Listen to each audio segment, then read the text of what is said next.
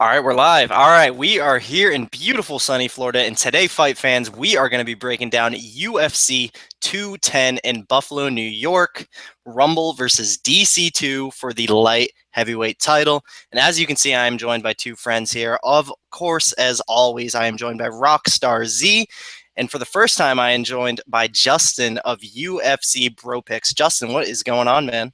What's up, guys? I'm happy to be here, man. Thanks for the invite. And this is a very good card. So thanks, man. Thanks again. For sure, man. Z, what's up? Not too much, man. Stoked to break down the card. My favorite fighter of all time is the main event. But real quick, I'm looking at the comment section here of the video because I know in previous ones we've had trouble with my mic. So guys, if you want to just hit me up, let me know how my mic is sounding. I'd really appreciate that. Yeah, man. So I always ask, man, with these pay-per-view cards, decent card here, not the best pay-per-view in the world, but there is a lot of good shit on here. Me personally, being the big fight fan I am, I don't mind paying the $60 for this pay-per-view. Justin, what do you think, man? Do you think this pay-per-view is worth the cash? I think it is, dude. I mean, there's a lot of good fights on here. I mean, maybe not to some people, but look at the co-main event, the main event. The whole main card, in my opinion, is pretty stacked, you know? Even the prelims is good, too. Yeah, for sure, man. Z, what do you think about this card? Do you think it's worth that $60? Yeah, man, light heavyweight title on the line. Like, that was the crown jewel of the UFC for a long, long time. It's going to be a super exciting fight one way or the other. As far as, like, the main card portion, honestly, Calvillo versus Gonzalez doesn't deserve to be up there. Their combined UFC record is 1-0. So there's guys on the undercard that could be in that spot. But overall, I think it's like Justin said, a great main, co-main, got some fun fights on it. And the undercard is good as well. So. Yeah, I mean, but you're talking to a guy who buys every single pay-per-view no matter what. So yeah, same here. Take it for what it's worth. For sure. Yeah, man, a lot of fun stuff on this card, fight-wise, and I love it from a betting perspective, usually, as always. But we're going to start with the first fight here, man. We got Magomed Bibulatov, minus 500, taking on Janelle Lausa, plus 400. And Z, I'm going to let you start with this one, man. This was very interesting because I saw this huge number beside Lausa, and I remember his striking being very educated and you know, veteran looking. And when I went back and I watched it, it is that, but it's pretty much just a rinse and repeat. Like, all he did in that fight against Yao Jikoi was he throw like an offbeat cross and then exit on the opposite side, and he just kept catching him with that over and over again. So his striking is sharp.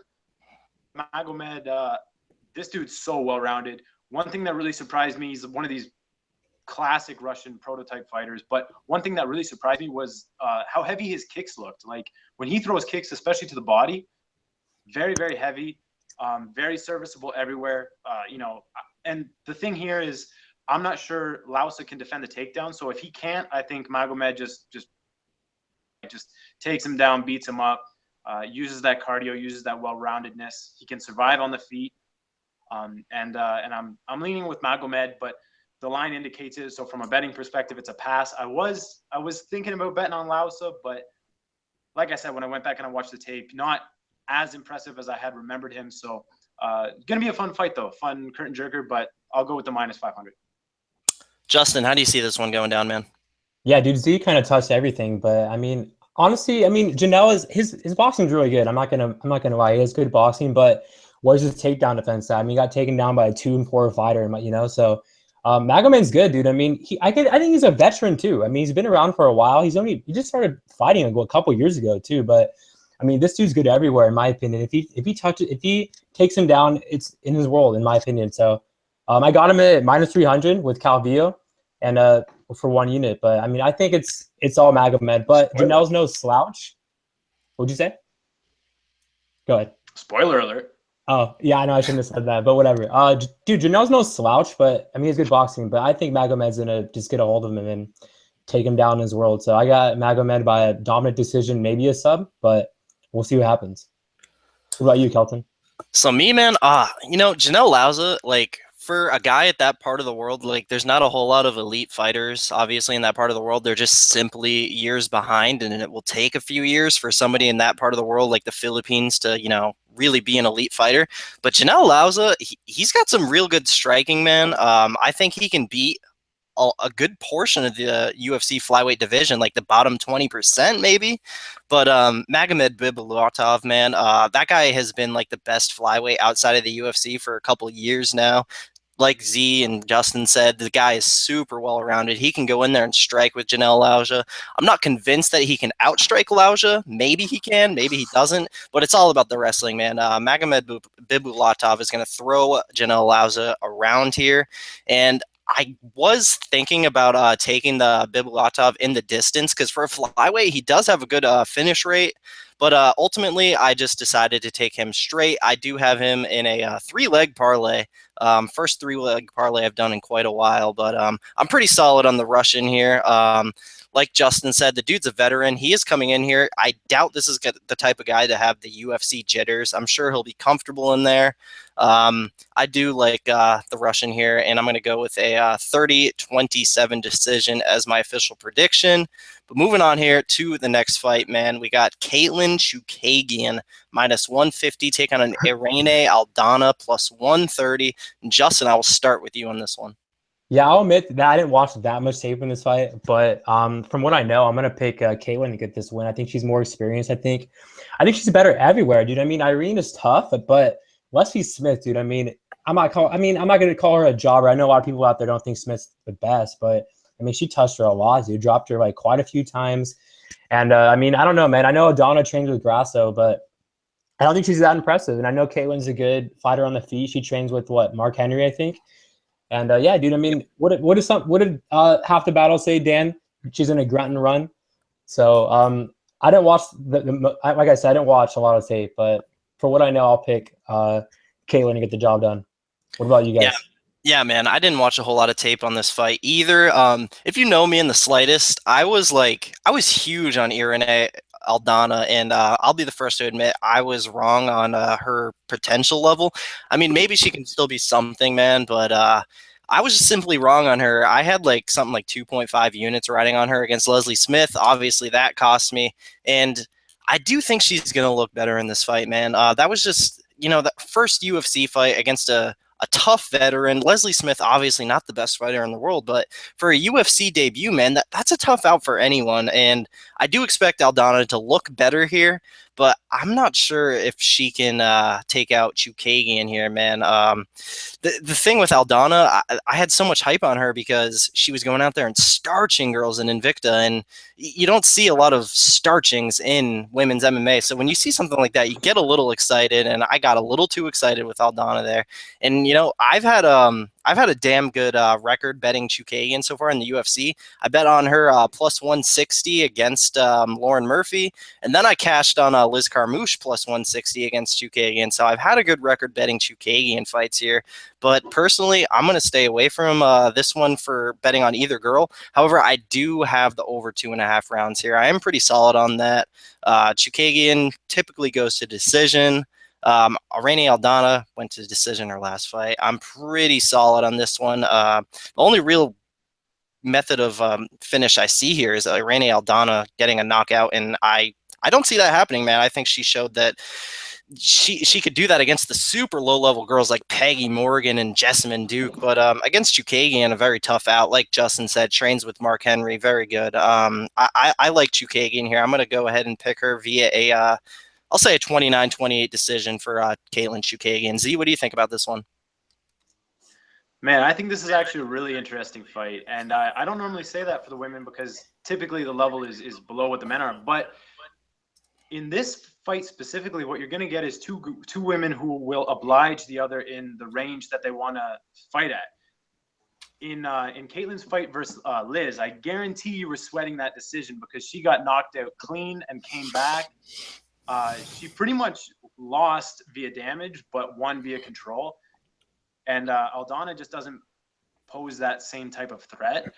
Same goes for Aldana in her last fight. She lost via pressure because, the name escapes me. What's it? Leslie Smith. She just pressured her, gritty, move forward. That's not what Caitlin is. Like, both these girls are going to be at that range where they want to pitter-patter each other, kind of, So that's going to prove for a very entertaining fight, in my opinion. And I think your over is good. I don't think either one has the kind of starching KO power to finish the other. So it's going to be tit for tat.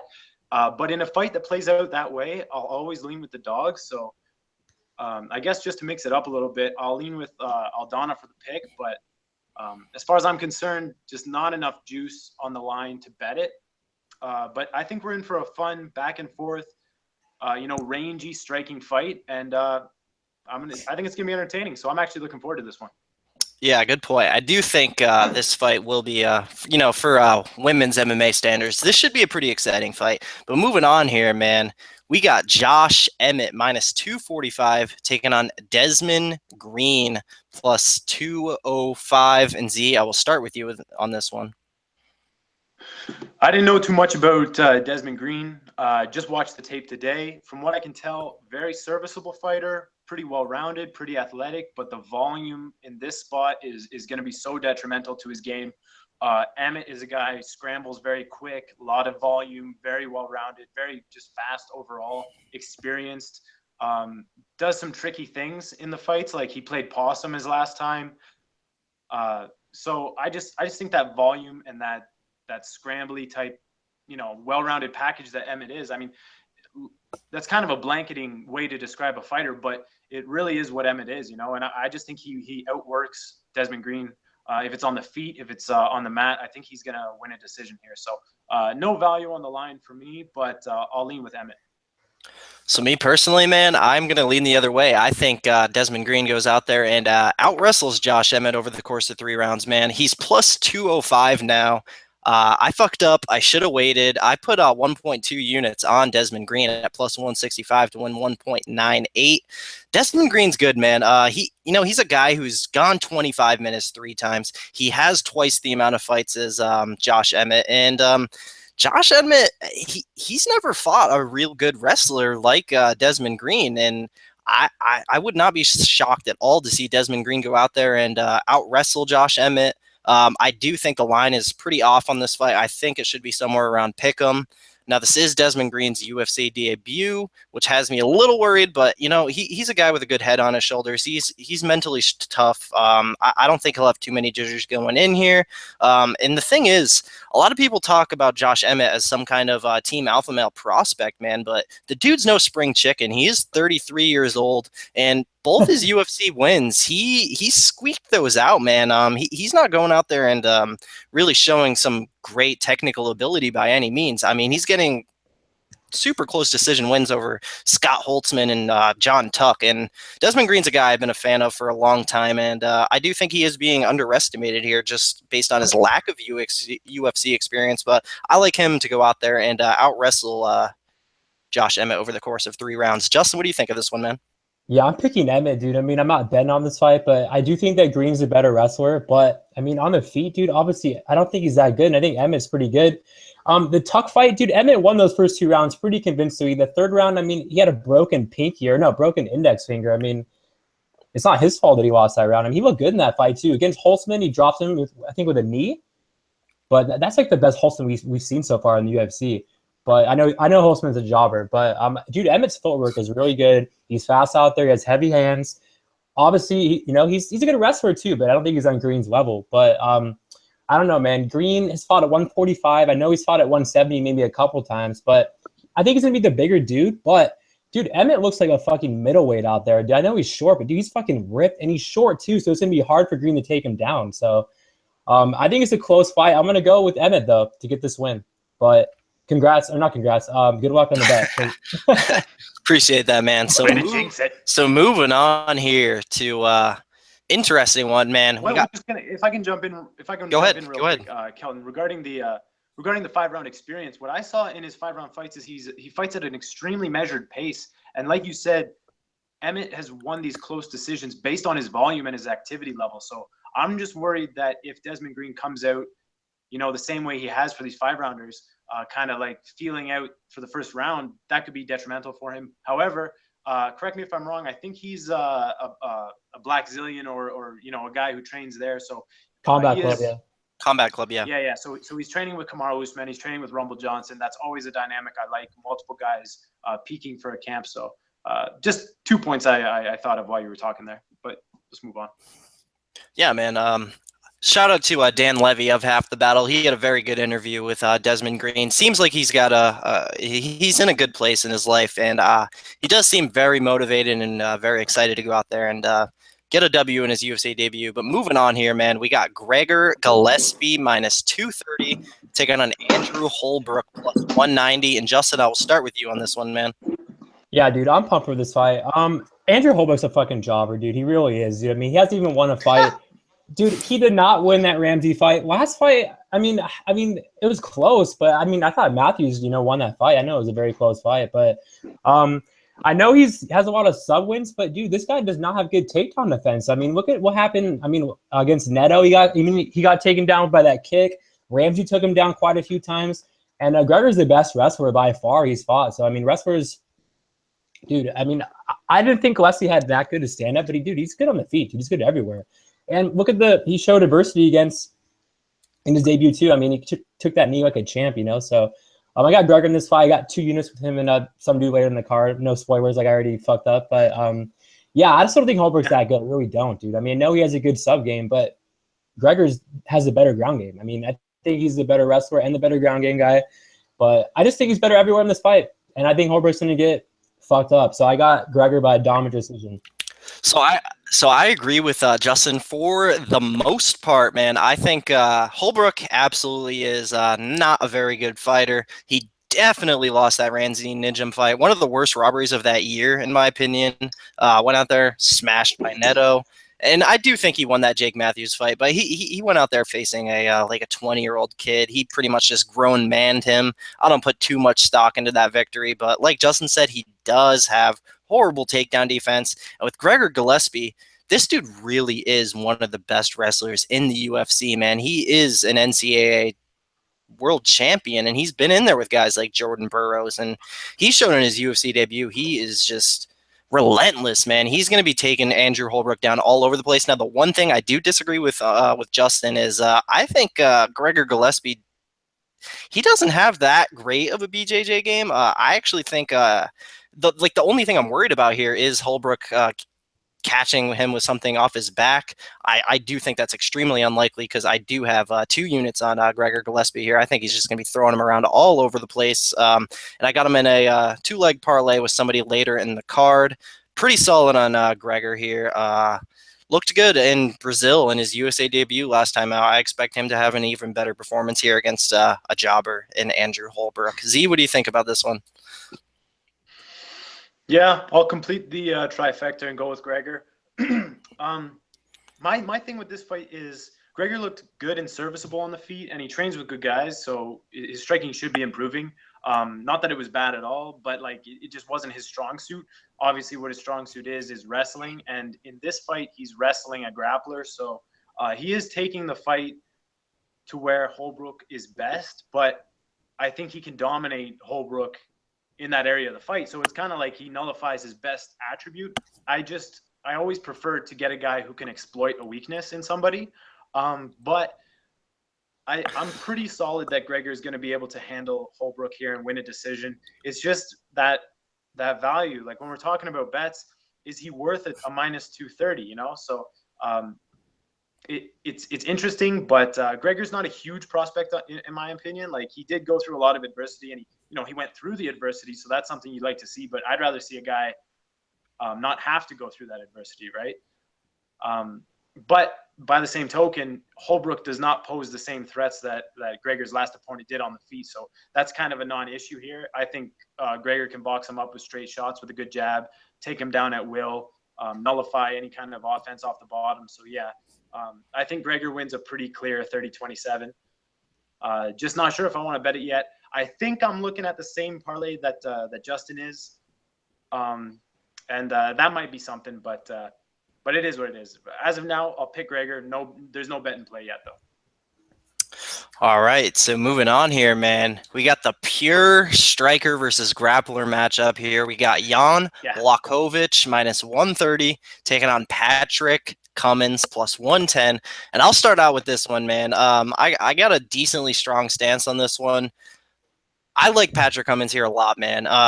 Obviously, Patrick Cummins, he doesn't have the best chin in the world. Yeah, he doesn't. He gets knocked out quite a bit, but the thing is, Jan Blachowicz, I am not convinced in the slightest that he's going to be the guy to be able to knock out Patrick Cummins here. I think, Jan, he has one KO/TKO victory in the last 7 years, and it was a liver kick against Ilir Latifi.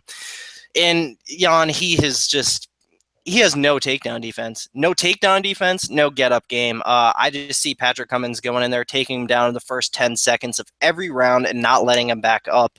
And the thing is, man, Jan Blachowicz, he fought Corey Anderson. Corey Anderson has a chin probably just as bad as Patrick Cummins, and Jan Blachowicz couldn't knock out Corey Anderson.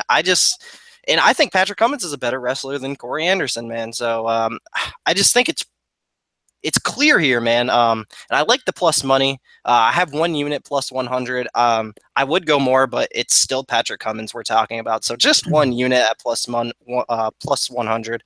I simply think he just takes down Blachowicz, and Blachowicz cannot get back up. It's really simple as that, man. Z, what do you think? I think what's more likely is that Jan lands 1 punch throughout the fight, and that's enough to rock. Like Cummins' chin is so bad that I get the angle you're taking. Cummins is a good wrestler. Jan can be dominated, but look at the guys who have dominated him. Corey Anderson, who 100% has better striking than Pat Cummins, more mobile, better boxing, and Alexander Gustafsson, right, who has phenomenal striking and very underrated wrestling. That was the first guy to take John Jones down. So I just don't think Cummins has the complete game to really utilize the wrestling advantage that he has. And because Jan's advantage is such a lethal one, I can't trust Cummins at all. The bet that I'm interested, or the line that I'm interested to see, is Cummins by KO. The under isn't that bad either. If you like, you mean Jan by really, KO? What did I say? Cummins by KO. No, I meant, you know what I meant. Jan by KO. The line I'm interested in is Jan by KO, because it's just going to be so easy to knock Cummins out. Like he's so chinny. But I'm looking right now, the under 1.5. Like if you like Jan to knock Cummins out quick, that under 1.5 is plus 170 in most books. That's playable in my opinion. But again, if you like Cummins, you're going to like that over. So it's just one of those fights where it's one thing or the other. It's either the grind of Cummins or the KO of Jan. Pretty basic breakdown, but I mean, this is a pretty basic fight in my opinion. So there. Justin, what you think, then? Yeah, man, this fight screams pass for me, but I mean, Cummins is the best wrestler that Jen's ever fought. So I mean, I see your approach on that. Obviously, you don't think Corey's a better wrestler? I don't think so, dude. I think Cummins is a better wrestler than Corey Anderson. I mean, what does he have? What was he, junior college champion or something like that, or something? I forget. Supposedly, he threw DC around in the gym and made him cry. Yeah, well, I don't know about that, but yeah, I just can't. MMA. That's what we're doing here, right? MMA. Yeah, I just can't bank on that chin, dude. I don't like betting on guys with bad chins. He might have the worst chin in the UFC besides Mike Pyle right now. I mean, he definitely has the worst chin in the division, and I honestly don't think that's like, who else has the worst chin? I think he does. But Corey Anderson. You're right. But I see your take. Jan has fucking terrible takedown defense, like what, 40%, maybe even worse than that. So he's a fish out of water on the ground. I think it's close, but I'm gonna go with the guy that has the better power in the feet. If Cummings doesn't go out there right when the fight starts and goes and it's desperate for that takedown, he'll get knocked out, in my opinion. So I got Jan by KO, but yeah, it's a pass for me. The other thing is, all right. So Jan can improve his takedown defense more easily than Cummins can improve his chin, right? So if Jan's been dominated a few times via grappling, you have to assume he's been working on that in the gym. And if he can just dig some underhooks, keep this fight on the feet, and crack Cummins with a left hook, I mean, he's going to the dark lands. So it's just like, it's so scary, man. Kelton, you said you had 1 unit on Cummins? 1 unit plus 100. All right. Yeah, I can't. I can't bet on him though, because his takedown defense. I mean, this fight is like a huge pass, dude. But good luck. Yeah, that's why I'm looking at the KO prop, because that's I want to bet on Cummins being knocked out in almost every fight now. But it's just like I get that angle. Like there's no takedown defense, there's no urgency to get up. His shoulders stay on the mat, like it's terrible. So I can definitely see you winning that bet. Yeah, for Kelton, I hope Cummins wins, but let's see.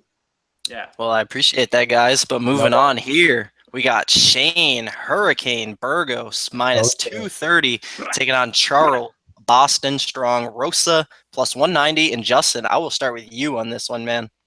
Yeah, I'm a little mad because I wanted the freaking max bet Burgos, but I didn't catch the minus 165. Honestly, I would even max bet that. I mean, I was looking for maybe minus 130, but didn't happen. Just like me and Z and a lot of people have talked about, on Twitter. I mean, honestly, on the feet, this fight is even close. He's levels above Charles Rosa, but Rosa's a very tough dude. I mean, I don't think he's a jobber, but I mean, I think he's not the best fighter. I know he's fought Yair and all, he's been around, but the thing is, he gets hurt way too much, man. I mean, Boschinac dropped him 3 times. He gets hurt every fight. He's durable, but I mean, his chin's going to catch up to him, soon. And I feel like Burgos is the guy to do it. Burgos has the most power that he's ever fought. And a lot of people think that Rosa's going to take him down. I mean, he has very good takedown defense. His knees are good. I mean, you look at his fights before the UFC, he has a couple knockouts by, flying knee. I mean, he has 4 wins by sub, too. They're both black belts, too. But his takedown defense is very good, too. So I don't think if Rosa takes him down, I think he's going to get right back up. I don't think it's over if it goes to the ground, honestly. So I got Burgos all day in this fight. I think he's better everywhere. The only thing he's not – maybe Rosa's a better wrestling, but everywhere else, dude. I mean, Burgos, his counters, man, everything is so good. So I got 2 units with Gregor, and I also have 3 units inside the distance. So I'm getting fucking emotional fucking talking about it right now, man. But yeah, I got Burgos, dude. Fuck you guys. I got Burgos all day in this fight. I really do think he's going to finish Rosa. I know he's never been finished, so obviously it's kind of a ballsy pick. But like I mentioned, this dude gets hurt every fight, and I think his chin's going to catch up to him. So I got Burgos by a first-round KO.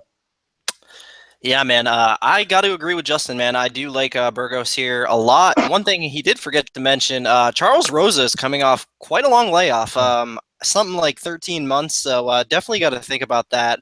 And Shane Burgos obviously coming off a super impressive debut, like something like 4 or 5 months ago. So I like Shane here a lot, man. I think he's just gonna be able to piece up Charles Rosa on the feet, maybe get that knockout. I'm thinking decision, but you never know. Definitely gonna be rooting for Justin in that in the distance. But Charles Rosa, the thing is, he's gonna want to take down Shane Burgos and utilize his grappling. Obviously, because he really probably cannot hang with Burgos on the feet. But the thing is, even if he does get those takedowns on Shane Burgos, like Justin said, man, Burgos is no slouch on the ground. He can absolutely hang with Rosa on the ground. If it gets there, we're gonna see some awesome scrambles, man. But I do like Shane Burgos to outstrike Rosa here. Another thing about Rosa, man, I feel like he's the kind of guy that'll want to like go out there and prove that his striking is just as good, if not better than Burgos, and he's going to go out there and try to strike with Burgos. I feel like that's a possibility. But man, I like Shane wherever this fight goes, and I do have Shane in a 1-unit parlay, and I have him parlayed with the Chookagian Aldana under. I got that 1 unit plus 117 for Burgos and the Aldana over. So Z, what do you think of this one, man? You got the over, right, Kelton? In the Aldana fight? Yeah. Yeah, you said the under at first. Did I? But you're not parlaying a plus 200. So, yeah, I agree with you guys. This is the other leg of the Gregor Gillespie fight I was looking to parlay with. There's just such a huge skill gap in the striking here. The problem I see is what Shane Burgos did in his UFC debut when he started to follow Torre. That could get him into trouble because what Rosa's going to want to do is stand sideways, throw flippy side kicks, keep distance, and just kind of work them without really getting into range. But one thing that Rosa does is when guys start to chase him like that, he kind of baits them in.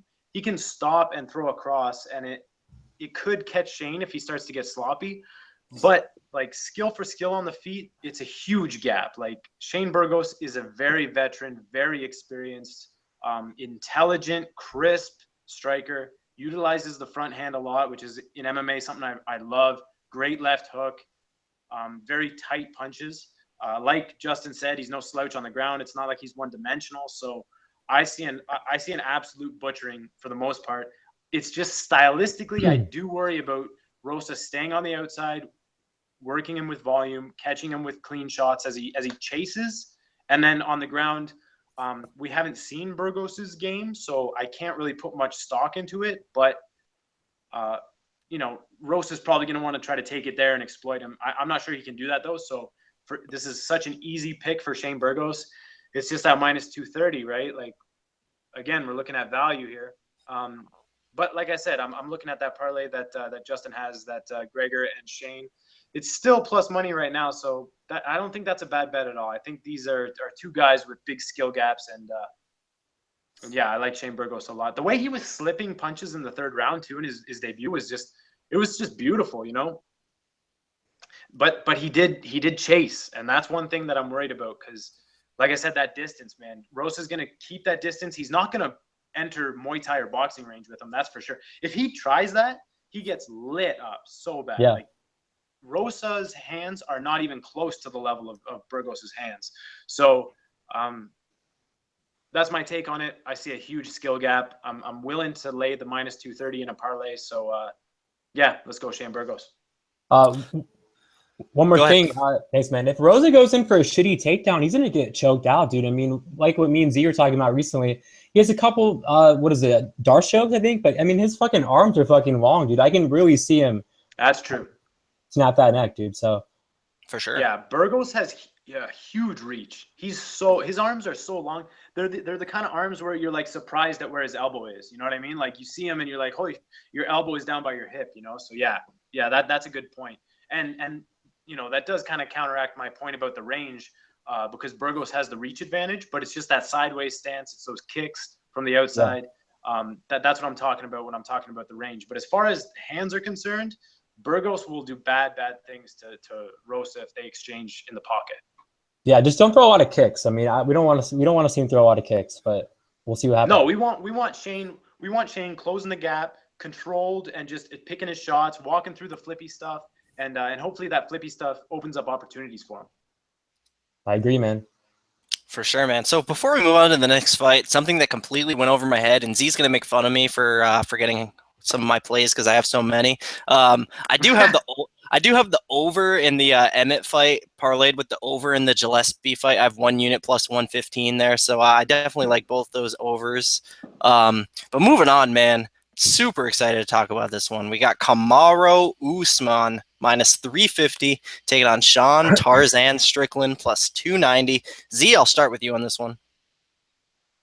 Yo, this is another one, man. Like, it's grappler versus striker, and like we were talking about before we started the live chat here, a lot of these fights are pretty much grappler versus striker.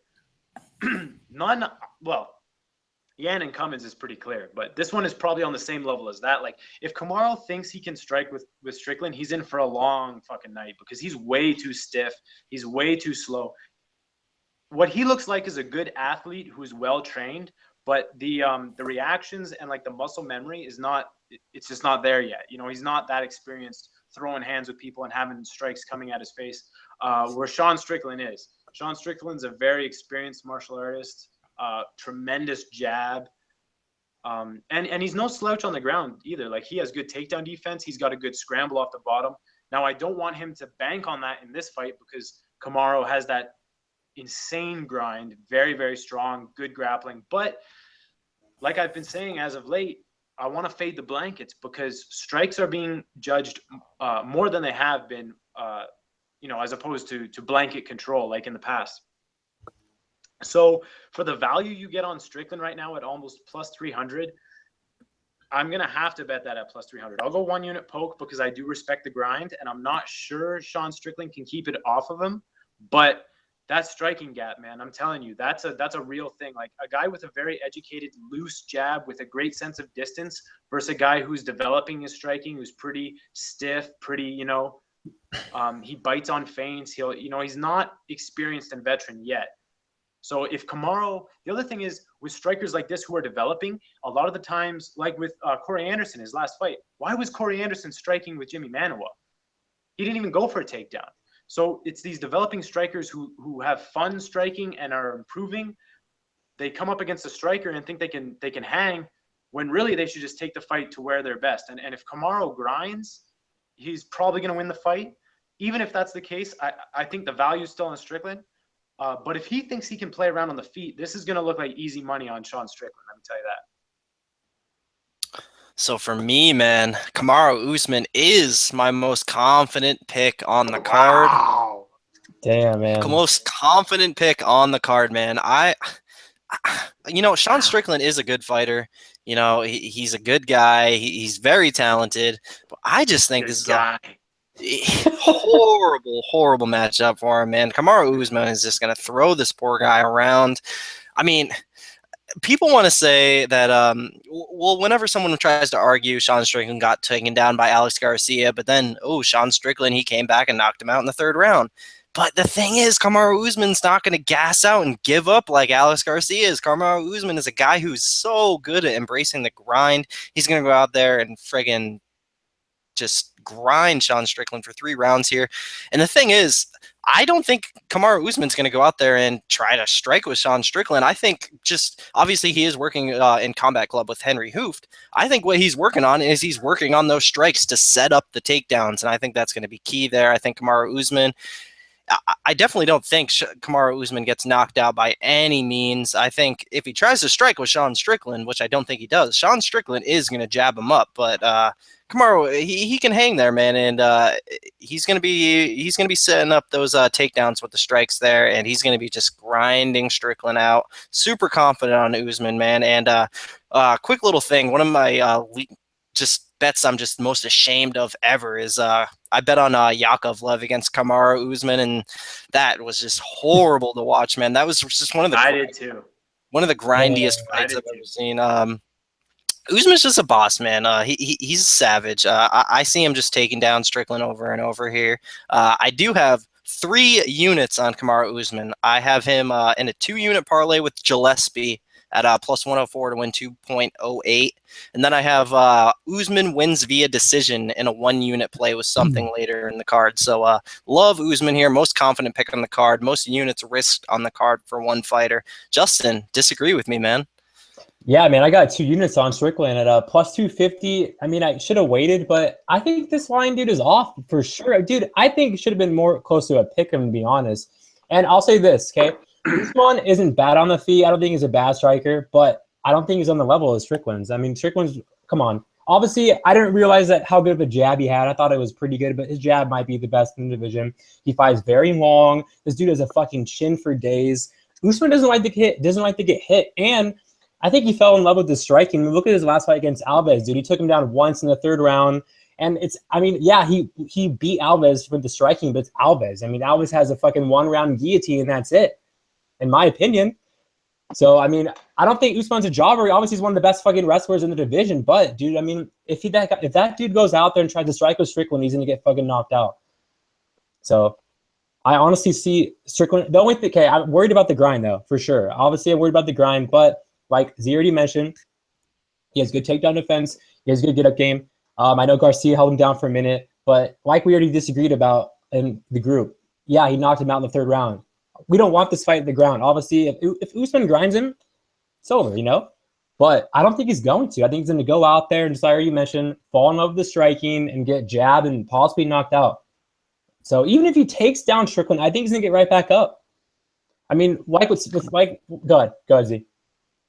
Yeah, I'm glad you noticed that I wanted to say something. But the problem with the grind is if he takes him down in round 1, Sean's getting up in round 2. And what happens to grapplers is, if they're not like even if they've been grinding for a round, Sean will be way more fluid on the feet still, you know? Not to mention he's training specifically for a wrestler. It's very, I don't want to say it's easy to prepare for, but he knows what he needs to do here. Now, I don't want to say he's got, I said he's got good takedown defense. It's more about that scramble and that a hustle when he gets taken down. He retains guard, works to get up. Very experienced guy. But the key point I want to make here is if they've been grinding for a round, Sean's still going to be fresher on the feet. So if those takedowns start coming harder and harder and more labored, Sean's going to take over this fight. And you can be worried about a grind when you're getting plus 300. You know what I'm saying? Like when you bet a plus 300, you can be worried about some stuff and it's still value on the play. So that's just all I wanted to say is just how loose and fluid Sean will remain in the later rounds on the feet. Yeah.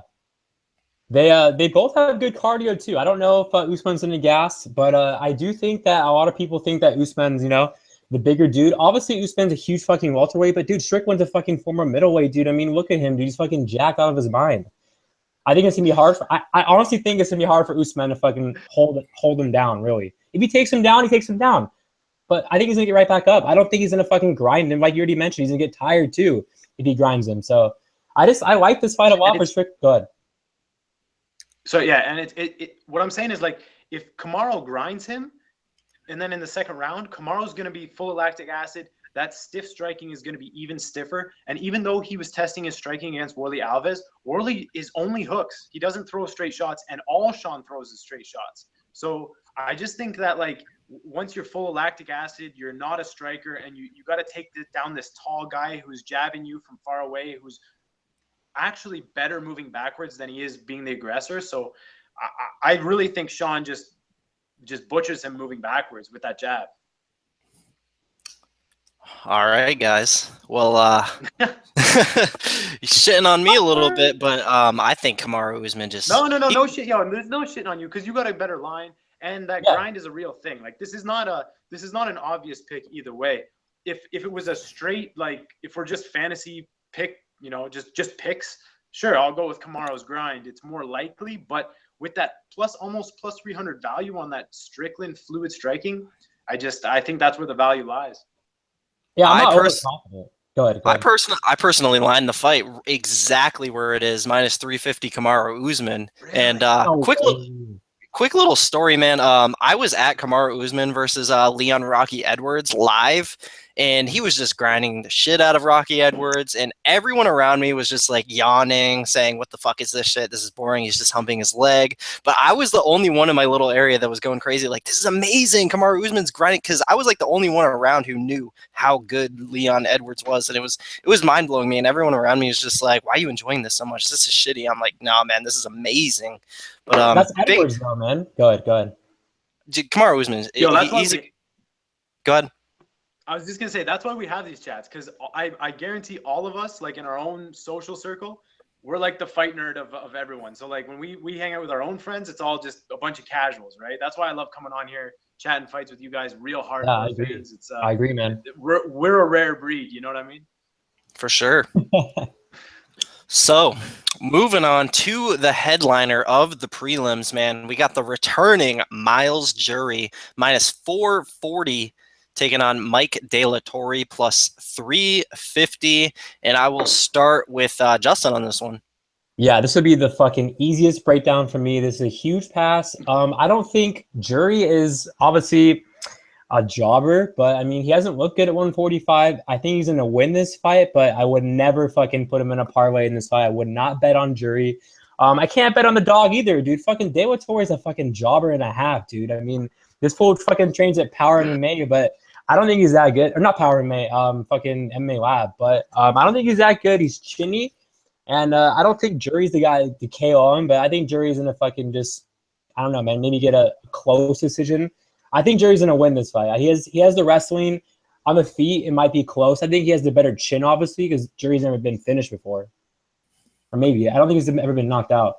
But I just don't think Mike's that good, dude. I really don't. So I think Jury's going to win. I don't know if it's by a finish, but I think Jury's better everywhere in this fight. But I wouldn't bake on it. Go ahead.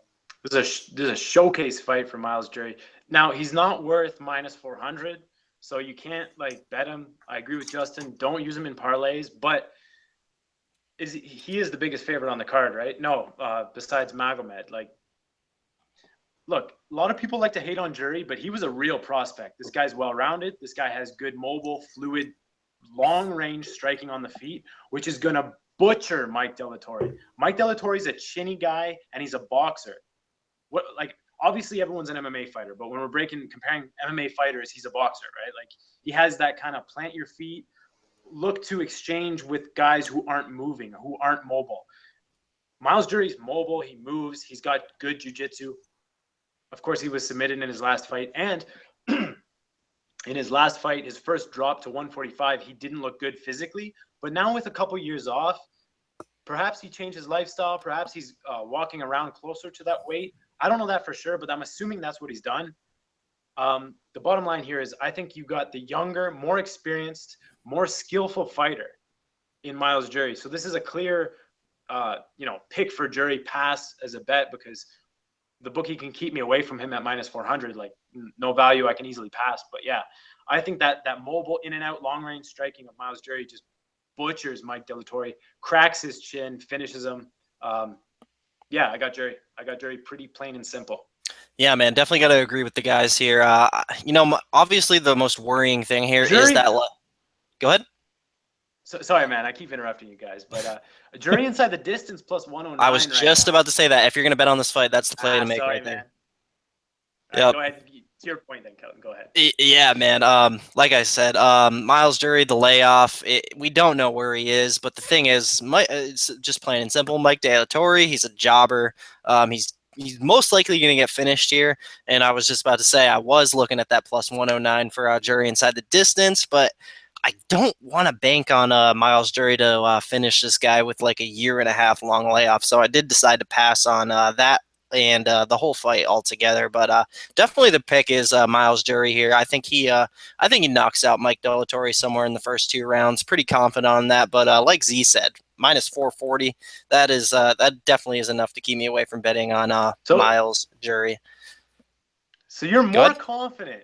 You're more confident in Patrick Cummins surviving than you are in Miles Jury finishing. Damn. Oh, for sure. For sure. You're a nut job, Kelton. I'm a nut. I'm a nut job because I'm betting plus money on one of the best wrestlers in the division against the guy with one of the worst takedown defense and worst get-up game in the division. Oh, man. I'm just saying, compare like that inside the distance is really tempting me now. I didn't notice that until just now. So I might have a bet on Miles Jury inside the distance, man. He's just gonna move on this guy, crack him, submit him, do whatever he wants. For sure, man. But that layoff, we don't know where this guy's at. I can't do it. Yeah, fair. All right. So moving on to the main card, the pay-per-view portion of this awesome card, man. We got Will Brooks minus 255 taking on Charles Oliveira plus 215. And I guess I'll start out with this one, man. Plain and simple, man. I like Will Brooks here a lot. His last fight against the other Oliveira, Alex Cowboy Oliveira, that was tough, man. He was winning that fight to start with, and then he got his ribs fucked with, and that's not taking any away from Alex Oliveira. I mean, he did that to the guy, but that's just one of those things where I don't think that's going to happen more often than not. I think Will Brooks is going to go out here. I think he's going to have a point to make against Charles Oliveira here, who's coming back up a weight class. I think Will Brooks should probably have a decent size advantage here, not height-wise, but just width-wise. And he's going to bully Charles Oliveira down to the ground. I think he could – I don't know if he could possibly outstrike him. Man – this fight's weird to me, man, because both guys, there's a lot of negatives you can look at on both guys, especially with their mindsets, but it's a gut thing here a lot, man. I really like Will Brooks here. I mean, this is still the guy that went out there and beat Michael Chandler twice. The guy's no slouch. He went out there, beat a tough guy in his UFC debut, and Ross Pearson, who isn't the best fighter in the world, but that's a tough out for your UFC debut. And I see a lot of people were fading Will Brooks there, but he went out there, beat Ross Pearson. Tough fight against Cowboy, and he was beating Cowboy at first. The thing is, Charles Oliveira is way more UFC experience here. I do think Will Brooks has a tough fight in front of him, but I like him a lot, man. I think he's going to be able to put the pressure on Oliveira and possibly break him, because we've seen Oliveira break so many times. So betting against Oliveira is something that I love to do, and we'll continue to do, and we'll continue to bank off of, man. Will Brooks, solid pick here, man. I do have Will Brooks in that 3-leg parlay with Bibulatov for 1.5 units. Justin, I'll go with you next on this one, man. Yeah, dude, both these guys are chinny in my opinion too. And before the tape, I wanted to bet on Oliveira. I had to go back and watch the tape, but I couldn't do it. I honestly think after watching that Brooks held fight, I mean, on the ground, dude. I mean, he was hanging with him too long on the ground. And if he goes in there and takes on Oliveira, he's gonna get subbed, in my opinion. I mean, Oliveira has such a fucking good ground game. On the feet, it's close. I give the edge to Brooks. Brooks is a lot stronger than Oliveira too. I think he can bully him around, like you said, but he's too cocky, man. I think he's gonna go out there and try to take him down. He's gonna get subbed, dude. I really think so. I can't bet him though, because it's like what, plus 220 now. I fucked up on the plus 300, but I do think that Brooks is pretty chinny. I mean, Oliveira is too, and I think Oliveira is a quitter too. That's another reason why I couldn't bet Oliveira. But I just don't like how Brooks is too cocky out there, man. I mean, he has that mindset that he's better than everybody. Who knows how his ribs are now? I mean, he could be susceptible to his ribs, you know. So, and Oliveira is no slouch on the feet either. He's not like a one-dimensional guy. But it's just too many question marks. I'm gonna pick Oliveira. Maybe if the line gets better, like maybe if it goes back to like plus 280, I'll put a 1 unit shot. But yeah, I'm picking Oliveira. Before you go, Z, one thing I wanted to add, it's kind of like, now that I was talking about the fight, I mean, the thing is, it's more of a fade on Charles Oliveira. He's a guy I've faded a lot in the past. I don't think Will Brooks is going to be champ or anything one day, and he has a lot of negatives on his own. It's just a fade on Oliveira, man. I'm pretty confident with Will Brooks here. I like the line. I like him in a parlay. So, yeah, man, Z, go ahead. Yeah, this is an interesting one, right? Because Will Brooks appears to be more solid everywhere, like solid grappling, more physical type of guy. Pretty solid striking as far as like defensively mindful, technical, hands up.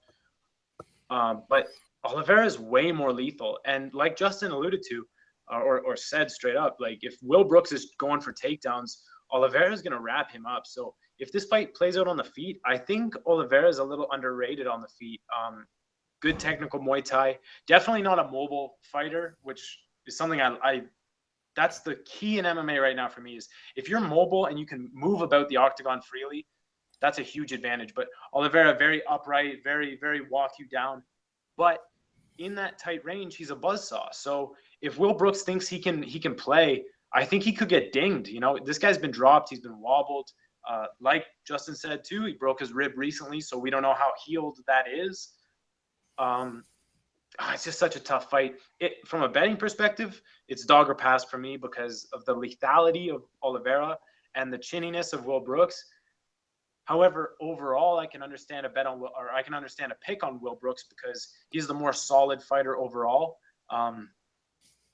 This is just a really weird fight, you know. It's really weird. It's going to be one of those genius or idiot type picks, one way or the other, I think.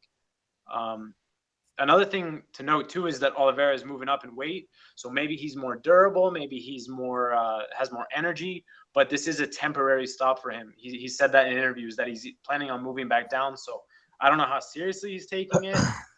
And you gotta remember, like, Will Brooks didn't look the greatest versus Cowboy, but Cowboy is a iron strong welterweight. You can't forget that. Like, Cowboy is not a good measurement of how strong Will Brooks will be at lightweight. So it's interesting. I'm so tempted to bet on Oliveira, though. I really am because I just see him. I see him chewing Will Brooks up on the feet and submitting him on the mat. So it's like, pick your poison. But I could also see Will Brooks kind of just staying defensively mindful, landing hard shots on the feet, mixing in the takedowns, mixing in the clinch against the cage. I'll go with Oliveira, though. I'll go with Oliveira. I don't have a bet in play right now, but that's one I'm looking at, man. I am looking at Oliveira there. Well, one more thing. Sorry for interrupting, but shout out to Will Martin because he said that his Oliveira's kid is due on, I think, fight day. So I mean that's, I don't know. It could either be good or bad. I mean, he could go out there and, you know, I don't know. I don't think it's. I mean, it could, like I said, it could either be good or bad. I don't know if it's like bad necessarily. Well, a guy who's already kind of mentally weak in Charles Oliveira. That's just something to add on there, man. So definitely like the fade on Charles Oliveira. Maybe this makes him mentally strong. Maybe this is what he needs something to fight for. It could be motivation. It could be motivation. His back's against the wall too. He got subbed his last few fights, you know. So, yeah, and I don't think Brooks is going to do that, you know. I don't think so either. No way. I think Brooks wins this with technical striking if he can get the better of Oliveira and just that grind. But that grind leaves him so susceptible to being wrapped up. Oliveira's tough too, man. I mean, he has a good chin. Watch the Cub Swanson fight. Yeah, that was pretty okay. Okay. Go ahead. Another thing, this isn't the first like really good grappler that Will Brooks has fought and tried to put the grind on. True. I mean, he's fought Marcin Held, who's probably just as good as a grappler as Charles Oliveira is. So he's going out there and beat this kind of guy before. Yeah, I see what you're saying. But Held doesn't have that Muay Thai that Oliveira has. Oliveira is like technical Muay Thai in that range is really crafty, man. It's underrated, I think, because he's so upright and he's so not durable that it just looks flimsy. But offensively, he's dangerous, man. He's dangerous. So it's just like if Will Brooks wants to play that little like just keep your hands up and just kind of play, I could see him getting cracked with stuff, with knees, with punches. But he's the more durable of the two. So it's, you know. I know he's different than Pearson, but Pearson almost KO'd him in that third round too. I mean, Brooks wanted out, but I mean, he survived. Yeah. So good luck. I think Pearson's underrated. Pearson's not a. He doesn't like win consistently, but that's just a veteran guy fighting at the top level. Good striking, better mobility and fluidity. So, this is one of those like it's so tough this fight considering the line. Who's Pearson fighting next? I forgot. Stevie Ray. I don't know. Wait, they already fought. No, they just fought. I don't know who Pearson. Stevie Ray's fighting Lausa. My bad. I don't know who Pearson's fighting. I forget. Like I don't know. We'll talk. I don't even know who it is. I know it's booked though. Yeah, but moving on here, man. Couple of vets here. We got Patrick the Predator Cote minus 155 taking on Thiago Pitbull Alves plus 135. Z, I'll start with you on this one, man. Yeah, you will. Yeah, you will. I've got some controversial opinions about Alves versus Miller. Now, I had a bet on Thiago Alves in a parlay on that fight, and as I was watching it, I was like, yeah, fuck. Like Miller's getting on top. He's winning the fight. But when you go back and you watch that and you really like tally up damage, Alves won that fight. I'm telling you, Alves won that fight. Anytime that Miller got on top, he remained in guard and did no damage until Alves decided to get up. Like you know what I mean? Like he created the scramble. He opened it up. That's when Miller passed his guard and ultimately Alves was using it to bait him to sweep him and get up anyways. Now on the feet, Alves didn't look bad. Physically, he looked smaller than when he missed weight against Matt Hughes. Yes, he was yoked out of his mind. But technically speaking, he didn't look bad. Like he was sharp. He threw hard strikes. He had that high guard, those good straight punches, a long cross, and his best weapon, that outside leg kick, wasn't available to him there. So, man, I really think Thiago Alves is being undervalued here, especially if he shows up on the scale and looks in good shape. I prefer, of course, the plus 170 where it opened, but I'm not opposed to taking a shot at plus 140 right now because Patrick Cote, he's a brawler pretty much with a good right hand, historically a good chin, but that's really all he is. He's just a serviceable guy with a good, powerful right hand. He's not a grappler on Miller's level. He's bigger rather than Miller, but he's not on Miller's level as far as grappling is concerned. And if he wants to strike with Alves is the better striker, and that chop is open for him. That leg kick to the outside, that's open for Alves, and he's got one of the most beautiful leg kicks of all time. Another thing to note too is Cote is stiff in the exchanges. So if they're exchanging and Alves has those hands high, he's throwing straight shots, he's ducking, he's slipping, and he feels better because he's not cutting weight down to 55. I think there's serious value on Thiago Alves here. Now people will say, oh, Cote's so big, he can take him down, he can, yada, yada. And yeah, Alves' takedown defense specifically didn't look good, but his guard is defensively sound. He scrambles, he gets up. Miller never held on to him. The round never ended with Miller on top of Alves. Alves got up every single time. And stylistically, like if you're just a brawler with a right hand, Thiago Alves is going to beat you up. Like he's got way more weapons. He's way sharper on the feet. I think he's the faster guy here. He's still younger here.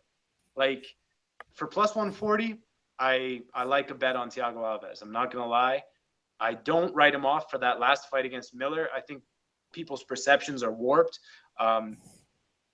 Like Miller just survived that fight. He really did. Like he if he doesn't get on top, and one of the times he got on top, he got head kicked, grabbed the leg and took him down and just stayed in guard and cleared the cobwebs. Good on him. Miller's a veteran.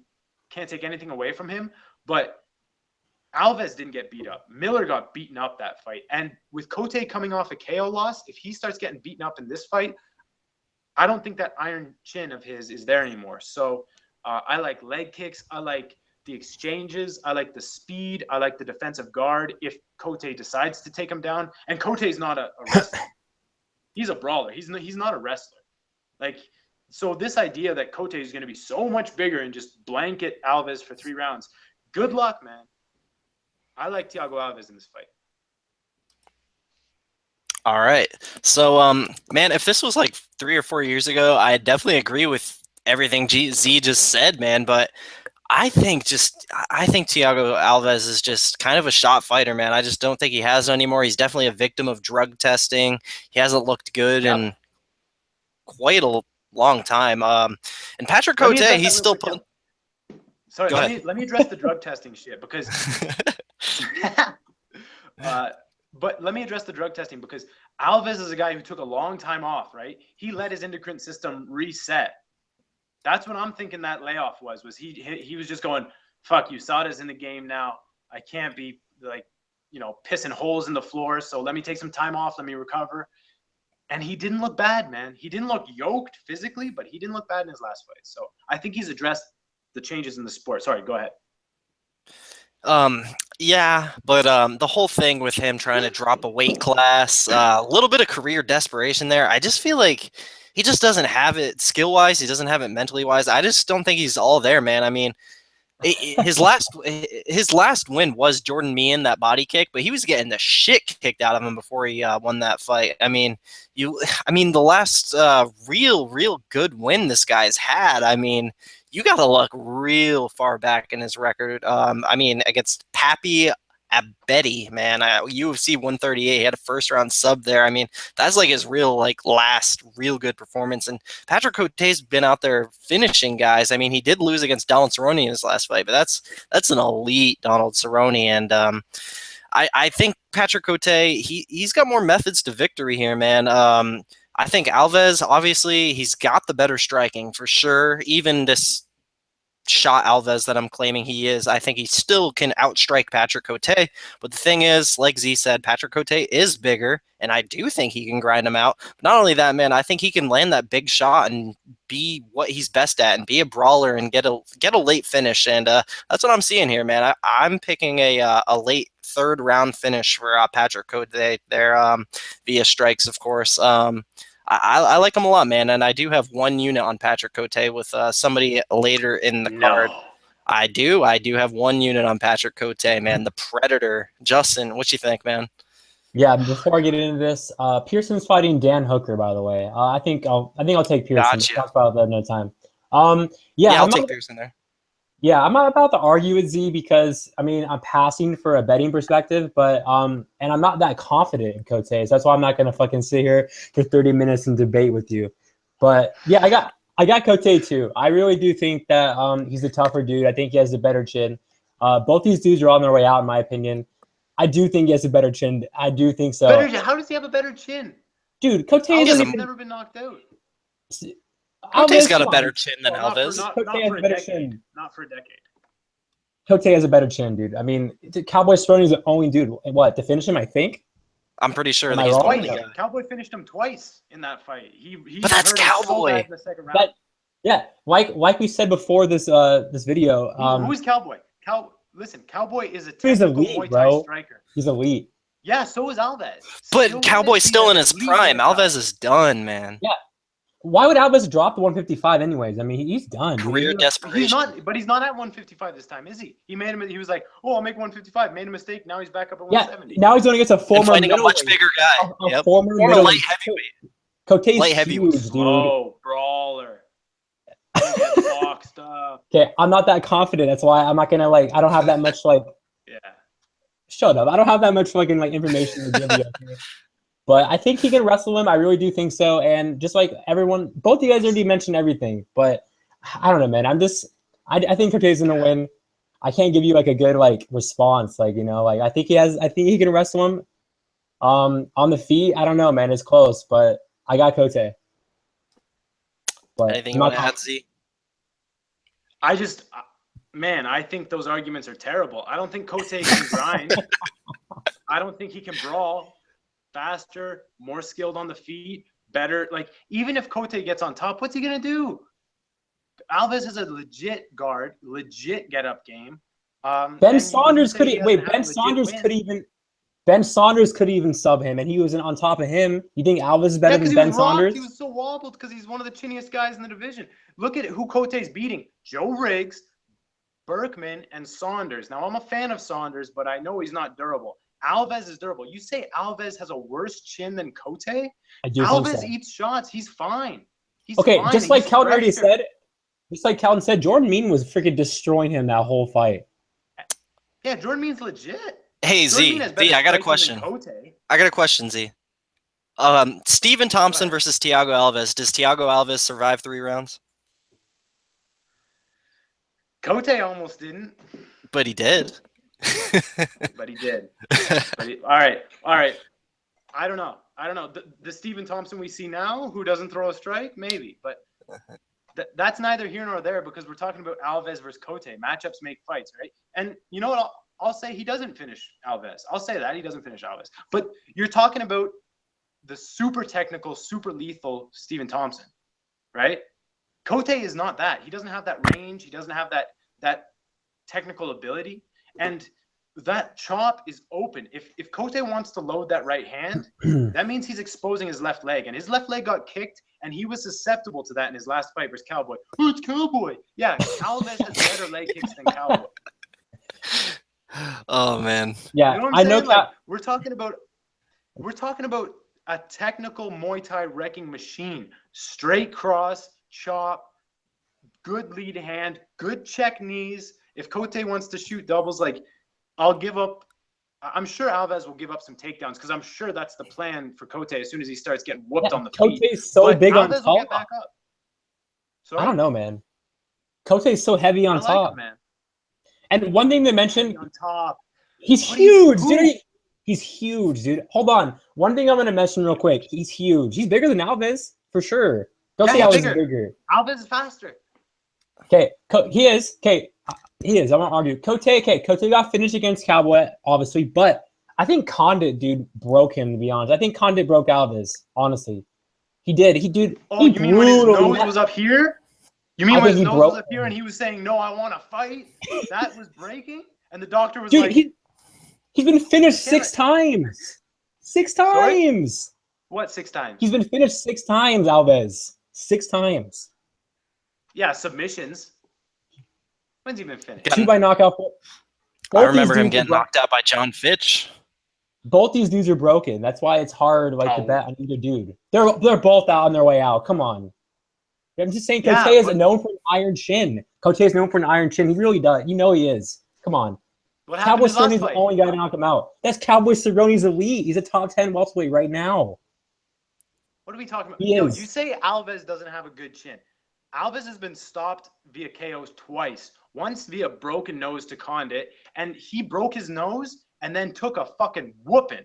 Like that, it wasn't like the nose broke and the fight's over. It was like the nose broke 2 minutes into the round, and you got Carlos Condit whooping your ass. Okay, he has held in there.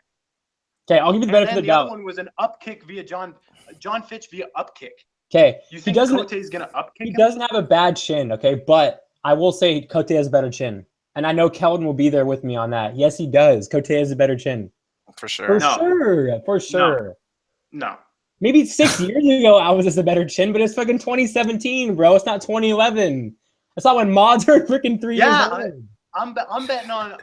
I'm not betting yet. There's no bet in place, but I'm going with Alves post USADA. Even post USADA, the skill is still there. He's the better striker. 100% he's better. Cote has a big right hand.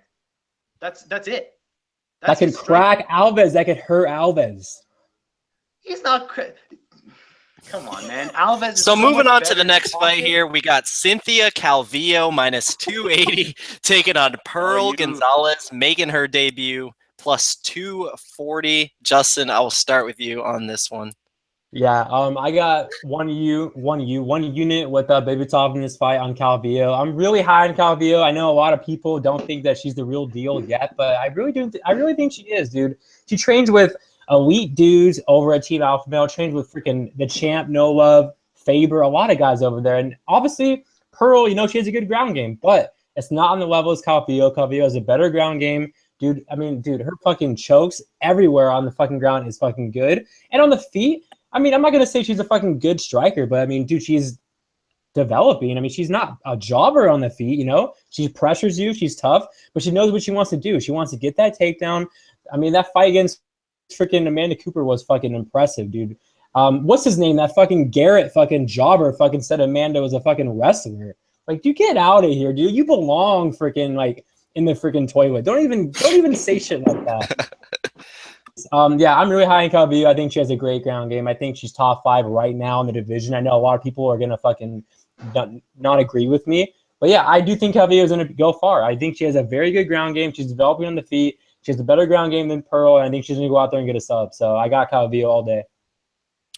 I'm going to be one of the few people to agree with you on that, Justin. I think the potential of Cynthia Calvillo is very, very high, and I do see her in that top 5 eventually. I think she's a whiz on the ground, man, and she's a whiz at getting it to the ground. I'm very solid on her in this fight. Pearl Gonzalez, she's making her debut here. She's not bad, man. She's not terrible. She's got decent grappling, but she's nothing. I don't see anything that shows me she has a chance against Cynthia Calvillo here. I think the line is just about right at minus 280. I lined it somewhere around minus 300. Pretty solid on the Team Alpha Male product here. I think she's just going to put a pace on Pearl that Pearl can't handle. I'm not sure if there's going to be a sub. Pearl, she's got good sub defense, but Cynthia Calvillo, she's going to go out there and dominate her over the course of 3 rounds. Cynthia Calvillo, she went out there and it was the last pay-per-view, man. She went out there and just snatched a sub real quick on Amanda Bobby Cooper, and here she is, main card on a consecutive pay-per-view. Pearl Gonzalez making her debut, man. There's just a lot of angles I like here on Cynthia Calvillo, and I do have quite a bit on Calvillo. I do have Calvillo in that 1-unit parlay with Patrick Cote at plus 107, and I do have Cynthia Calvillo to finish off. I do have Calvillo to finish off that 3-legger with Fly Medov and Will Brooks at plus 131. It's 1.5 to win something like. It's like something like 1.9. But yeah, man, I really like Cynthia Calvillo here. I think she has a lot of potential, and I see Pearl Gonzalez just being a step towards that top 5. Z, what do you think? Wait, can I interrupt real quick? Z? Yeah, go ahead. Thanks, man. Did you catch what I said? Did you catch what I said? Can I interrupt real quick? And I am letting you do that. No, I said, can I interrupt? Can I pull a Z? It was a joke. Oh, gotcha. I was messing with you. Anyways, I said I was pulling a Z, but I was fucking with you. I was joking. Oh, so you've interrupted to tell us that you're not going to interrupt. Anyways, at least when I interrupt, I've got legit points to make. Okay. Oh my god, I don't want to talk about Cote because, dude, I'm not even betting on that fight. Okay. So who brought up Cote? That's the only fight that I don't have good points for, I think. Oh my god. You don't have a good point for interrupting us right now. Okay, anyway. Okay, I apologize for being a dick. Anyways, yeah, so the point I'm trying to make is that a lot of people are banking on Pearl Gonzalez to win because she's sub Courtney Casey. Courtney Casey is no Cynthia Calvillo on the ground. That's all I was gonna say. Z, I love you. I'll just freaking trying to be funny, okay? Sorry. Oh, you did have a point. I said you said you didn't have a point to make, and then I was like, anyway. I think the only reason that you got to fight on the main card you got to fight on the main card here. Their combined record is 1-0 in the UFC. I don't think that's worthy of pay-per-view slot. So I think the only reason this fight is here is because they're pushing Calvillo. She looked great her first fight. I watched a little bit on Pearl, but This just screams showcase fight to me. There's going to be tons of pressure on Pearl. Cynthia's experienced, long amateur career, as well as like training at Alpha Male. She gets good, rounds in the gym. And she's been in this kind of UFC spot before. So, I think it's a pretty obvious submission for her. But it's so easy for me to pass this because could Pearl Gonzalez go out there and really expose Cynthia? Sure, she could. So, to me, I just pass these type of spots. All right, so moving on to the co-main event here, getting into the real elite stuff of this card, man. We got Gegard Mousasi -115 taking on Chris Weidman -105. And I'll start with this one, man. Gegard Mousasi, I'll admit, he's one of my favorite fighters, man. I like the guy a lot, and I've always thought he was good, man. And I'm glad he's finally getting the respect he deserves because of the performances he's been putting on, because of him speaking out a lot more. I've been a fan of this guy for a long time, and this is a tough matchup. Chris Weidman obviously coming off 2 consecutive TKO losses. Well, I shouldn't call that Yoel Romero loss a TKO. That was a knockout. But, man, Weidman's still Weidman, man. I think he can still go out there and out-wrestle Mousasi. For me, this is easily the hardest fight for me to pick on the card. I'm slightly going with Chris Weidman. I think he can out-wrestle Mousasi. I mean, that's the kind of guy that you need to beat Mousasi, a guy that'll get it onto the ground, like a Jacare, like a King Mo, the guys that Mousasi has lost to before. And I think Weidman can go out there and utilize that all-American grind, man. Mousasi, if Weidman thinks he can go out there and strike with Mousasi, it's going to be a tough night for him. I don't think Mousasi can knock out Weidman. Mousasi, you look at the guys he's knocked out. Thiago Santos, who I think is a glass cannon, knocked out Uriah Hall, who I don't think highly of at all.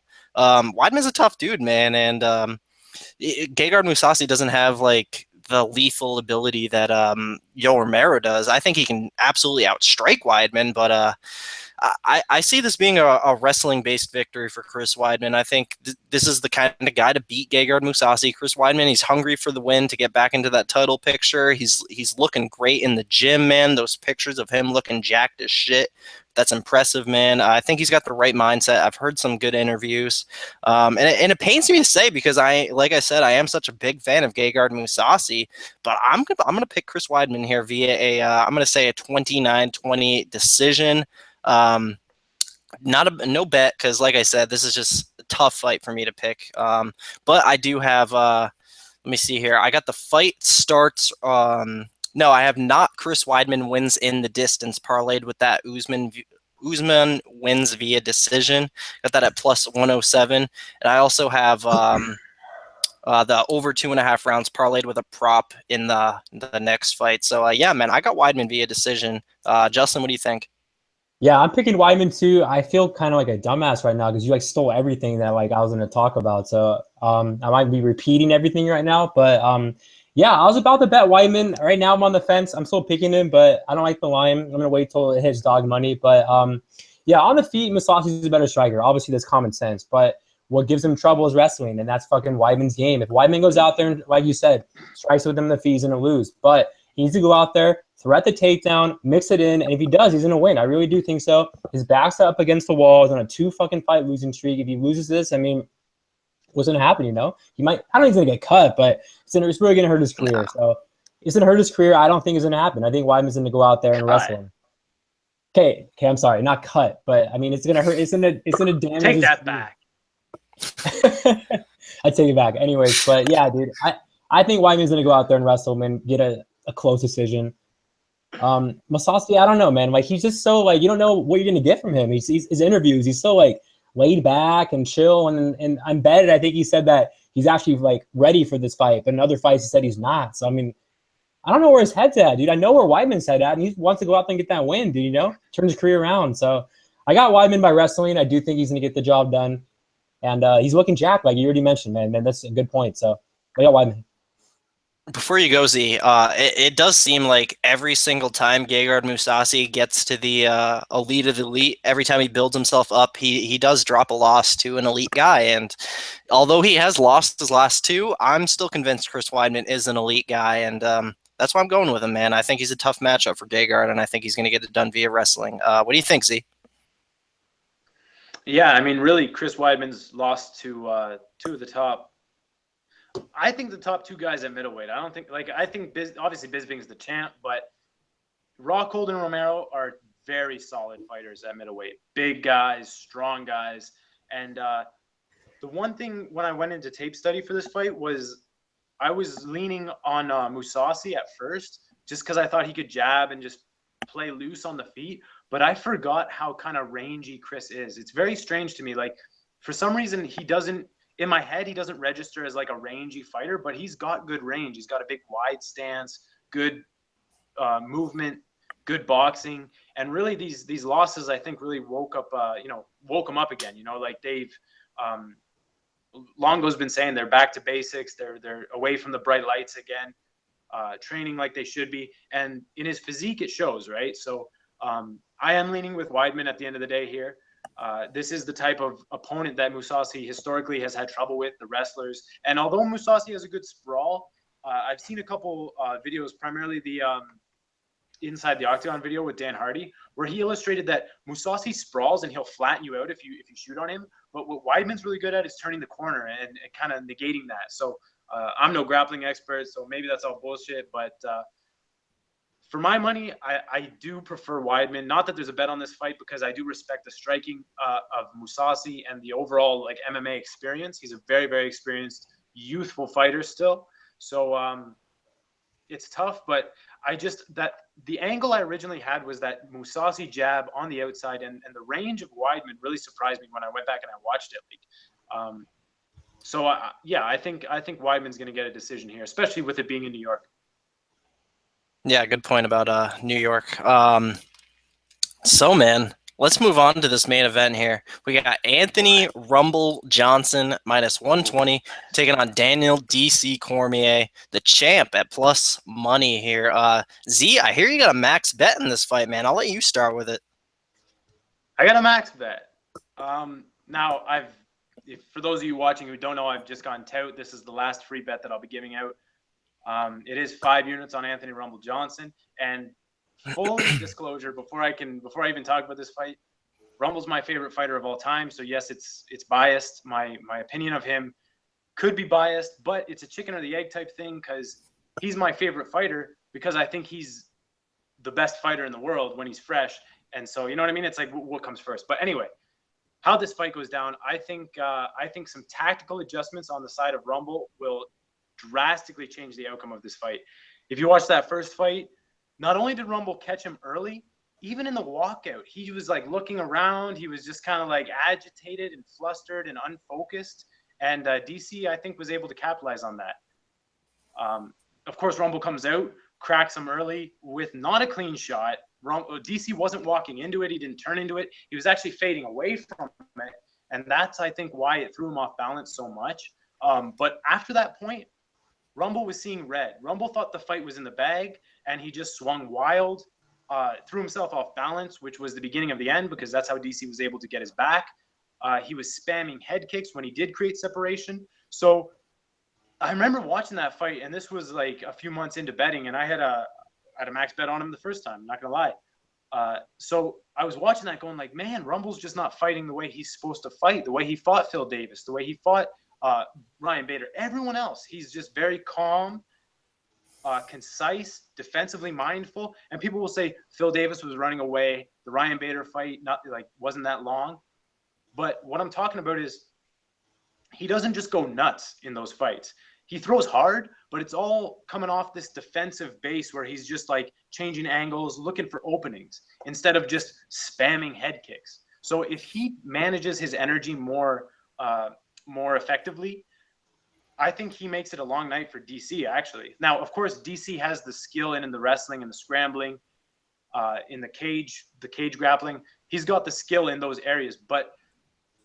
And the other thing is, like, I've gone back and forth with a lot of you guys on this, and you might think that I don't think Rumble. I know Rumble quits, okay, but that's the end of the road. I think we're gonna stop the DC grind way before it even happens, because if Rumble comes out and he's defensively mindful, I don't see openings for DC to get in on him.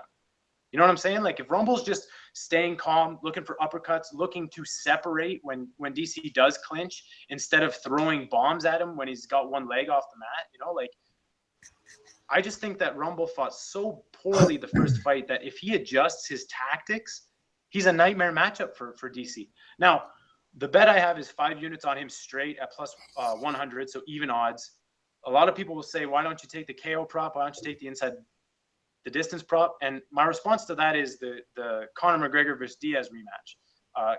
I could see this fight playing out where Rumble hurts him early, stays calm, just keeps chipping away at him, and then DC starts to take over late. But I want to give Rumble the chance to show some heart finally, to really show some championship spirit. Maybe he doesn't have it, but I'm willing to give him the chance because the inside the distance was only 10 cents more. So that to me, the margin wasn't there to play the prop. That's the only reason I didn't play it. That's the only reason I played him straight as opposed to inside the distance. But man, like I said, if Rumble just stays calm this time and lets DC provide the openings for him, he's going to chip away at him. DC's going to wear damage. DC's not getting any younger. This is Wednesday. He already looks sucked up. You know what I mean? So I think the weight cut's rough on DC this time around. He's 38, slowing down. He gets hurt a lot, specifically with stuff up the middle, the body kick Anderson Silva threw on him, and the uppercuts and the knees that Gustafsson threw on him. And if Rumble just uses uppercuts and just kind of chills, I think it's an easy fight. I hate to say that because DC is one of the best of all time, but I think Rumble, when he's fresh, is the best fighter on the planet. I know that's a bold statement, but really, it's so hard to survive that initial round, 2 rounds. So I think even if he doesn't finish him, he adds up enough damage to win the decision as long as he can survive. But I would much rather prefer a first-round knockout. And I think if he stays calm and he doesn't blow his wad and he worries about grappling, he can win this fight, especially considering that after the first fight, he began training with Neil Melanson. So that, to me, he was immediately addressing the issue that DC, posed in the first fight. And you can see that in the Jimmy Manuwa fight. Now, he shot a blast double on Jimmy Manuwa. Now, it's not as if taking down Jimmy Manuwa is some tremendous feat, but it shows to me that his mind was in wrestling mode right away. So now that he's had 2 years to work on his grappling, to work on his conditioning, now that he knows going into this fight, he can anticipate that type of grind, and he's not preparing for John Jones and then getting his opponent switched last minute. I really think that threw him for a loop, and I think he can address the wrestling more effectively than what most people are predicting here. The last point I'm going to make on this is I think Rumble is a hypersensitive. I think he's hypersensitive to the moment, and that's why he can spot small openings. That's why normally when he fights, it looks like he has this laser focus, but it's also why he gets flustered. And, across the span of his career, that's a bad thing because you get some guys like Frankie Edgar who are coming in solid head. They're focused every single fight. I think Rumble's a guy who's hypersensitive to the moment, so that makes him super aware of things inside the octagon, but it also makes him susceptible to outside factors bothering him. And I think there were a lot of those in his first title fight. It's the first title fight, a lot of pressure, last-minute opponent switch. He hurt him super early. He got the grind put on him. He got blood in his eyes. So it was just a nightmare fight for him. But I maintain, if we fight smart and we pick our shots and we're defensively mindful, I think Rumble crumbles DC. That's my pick. 5 units on Rumble because he's my favorite fighter of all time. If you saw me place that bet and you tailed it and you want to buy out of a little bit of it, you can do that now because the line got better for DC. So go ahead, buy out of it if you want. But 100%, I'm biased on this pick. Ride or die with Rumble. Let's cash 5 unit max bet. Justin? Yeah, I got 2 units inside at plus 105 for Rumble. Obviously, Z already said everything I wanted to say, basically, but I'll touch on a little bit. Yeah, dude, Rumble needs to go out there and fight smart. I mean, I think if he does, he's going to get a quick knockout. I mean, he was throwing pretty wild out there, and that's why he got taken down. He addressed the issue, I think, with the wrestling. He brought in Neil Moanson, one of the best wrestling coaches out there. His last 3 fights, he's looked really fucking good against Manoa, fucking Bader, and the ghost of Bader, and freaking Glover Teixeira. Kind of like what, shout out to Ricky, co-host to Bro Picks, what he mentioned, and I was giving him shit about. I told him that I said it, but it's actually him. About the whole AKA camp is like falling apart, man. I mean, all those guys, Khabib, Rockhold, DC, and DC's just turned 38, dude. He's on his way out, I feel like. I mean, he's been hurt a lot recently, dude. Anderson Silva hurt him in the body. Before that, he got dropped against freaking Gus, you know? So I honestly don't think he's there right now, man. I do think that Rumble's going to go out there. We need to stuff the takedown, but I think he's going to go out there, fight smart, be patient, get that knockout. So he hits the hardest in the freaking UFC, dude. So why would I bet against Rumble? You know, I'm going to bet Rumble against John Jones. So I'm right there with Z. I'm right there with Z. I'm a little biased. I'm a big fan too, but I think he's going to go out there and starch DC. I really do. I think he's going to finish him. That's why I hit inside the distance. Hopefully in the first round. We know all the haters out there say that he gasses and he's a quitter, but, you know, fuck that. I don't fucking buy that right now. So I see a quick knockout. Well, the thing is, that's a long road to get him to quit. You know, you got to go through hell and back. And DC's done it once. I'm not sure he can do it again, especially because he didn't even get clipped clean the first time. It was a glancing shot, you know. So yeah, it's a long road to make Rumble quit. And it's not only power, it's speed. And another thing I love about this spot is in their first fight, DC got clipped and he was shocked at the speed of Rumble, right? So he's going into that fight, into this fight now, knowing how fast Rumble is. I think that makes him bite on feints and it makes him overcommit. Like he's going to be biting on feints. He's going to be worried about that blinding speed that Rumble has. Rumble, on the other hand, is going to be going into the fight knowing that, like, hey, I've got to keep this dude off of me and I've got to fight smart and conserve energy. And that's what I like, because conserving energy for Rumble doesn't mean that he won't get a knockout. It just means he's going to pick his shots better. Yeah, man. These guys all made great points. Took them all away from me. I'm going to have to agree. I do think Anthony Rumble Johnson gets that first round knockout and becomes the champion. That, like Z said, that first fight really was a nightmare matchup for him. First title fight, late opponent switch. And DC's a tough motherfucker, man. But I think it shows a lot that after that title loss, he went out there and knocked out Jimmy Manama. He went out there and knocked out Ryan Bader, and he went out there and knocked out Glover Teixeira. And I do think he's going to come out here with a much smarter approach, and he is going to eventually hit DC with that one big shot. Not only that, man, DC is not getting any younger. That fight was 2 years ago. He is 2 years older here. He is coming off a war against Alexander Gustafsson. He did get hurt with that body kick against Anderson Silva. I don't think that has too much to do with anything, but worth mentioning. I really like Anthony Johnson here as well, man. I do think this is his time. And when it comes to plays, man, I do have one unit on Rumble wins inside the distance at plus 121. And I do have not fights. The fight doesn't start round 5, parlayed with the Weidman over. I got 1.5 units on that at plus 102. But yeah, man, I do think this is Anthony Johnson's time to capture that title.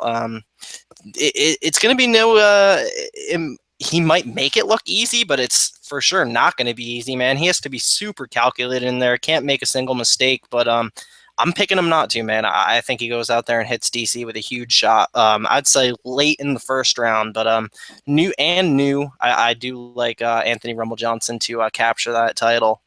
Now Z, the most important fight of the month of April, man. Who you got? Heath Herring, Satoshi Ishii. I got Heath Herring via knees to a grounded opponent. The crazy horse is back. Texas crazy horse, I should say. Yeah, I got Heath Herring there too, man. But yeah, man. So like I always do at the end of all these, man, I'm gonna ask you guys both for your predictions for fight of the night and prediction for 2 performance bonuses. I'll go first, man. Fight of the night. I'm gonna go with Cote Alves. I think that has fight of the night written all over it. Performance of the night. I'll go with Rumble and I'll go with Miles Jury. I'll say Miles Jury. But yeah, man. Justin, what do you think? Yeah, for fight of the night, I'm gonna go with Strickland versus Usman. I know that's like pretty underrated, but I think it's gonna be a good fight. Two performance, obviously, both you guys should know who one of them is gonna be. My boy Burgos, and the second one's gonna be Rumble. Rumble, nice. Z. Damn, talk about taking all the points. I'll take one from Kelton and the other two from Justin. I'll go fight of the night, Cote Alves, because Alves is going to put a whooping on him, but Cote is going to hang in there and get chewed up, so that'll be fun to watch. And then I think Rumble gets performance of the night via first round KO, and I think Burgos gets a performance of the night as well, just because the gap in the striking for Rosa and Burgos is so bad. Now, one point that I forgot to make about the breaking down that fight is Charles Rosa spent time in Thailand, he spent time in Italy, so he has diversified his training, and he's perhaps picked up some new tools, but there's just no way he closes the gap as far as hands are concerned. Like, Burgos is so much better with his hands. I think he just lights Rosa up, exposes that chin that Justin kind of alluded to. Rosa gets dropped a lot. So yeah, I'll go with Burgos and Rumble for performance of the night. All right, so that is going to do it for UFC 210. I want to thank these guys both so much for coming on. Z, as always, and Justin for the first time. Definitely going to have Justin come back here in the future. And shout out, I am going to be coming on UFC Bro Picks here in the future. Me and Justin have a little max bet rivalry going on for the Auckland card, so that should be fun. But yeah, man, definitely recommend going subscribing to both these guys. I'm going to let them plug away. Justin, where can we find your stuff, man? Yeah, UFC Bro Picks, and I'm trying to think what else. Bro Picks on Bet MMA Tips. You can find my co-host Ricky on there too. Thanks for the invite. I appreciate it. And Z, you're up. Ricky Jitsu. Yeah, you can of course subscribe to my YouTube channel Z's MMA, ZEES MMA, and follow me on Twitter at RockstarZ. My betting record is tracked for the past 2 years on CapperTech at RockstarZ, and since starting this year on Bet MMA Tips under the same name, RockstarZ. So there you go. All right, and I know Z did mention that he is going to be touting from now on, and I got to say, guys, I highly recommend going out and purchasing this guy's picks, man. Z is a really good dude, and not only has he built a good reputation, but he's built a really good record, and I know the guy. He's a good guy. Your money's going to a good cause, so highly recommend going out and buying this dude's pick. Your money's going to a good place there. So that's going to do it for us, guys. As always, I want to thank you for watching. You can subscribe to the channel, follow me on Twitter at MMA Kelton. You can follow me at CapperTech and Bet MMA Tips at MMA Kelton. Like the video, subscribe, comment below, tell me who you're betting on for this card. I want to thank these guys one more time. And as always, enjoy the fights on Saturday.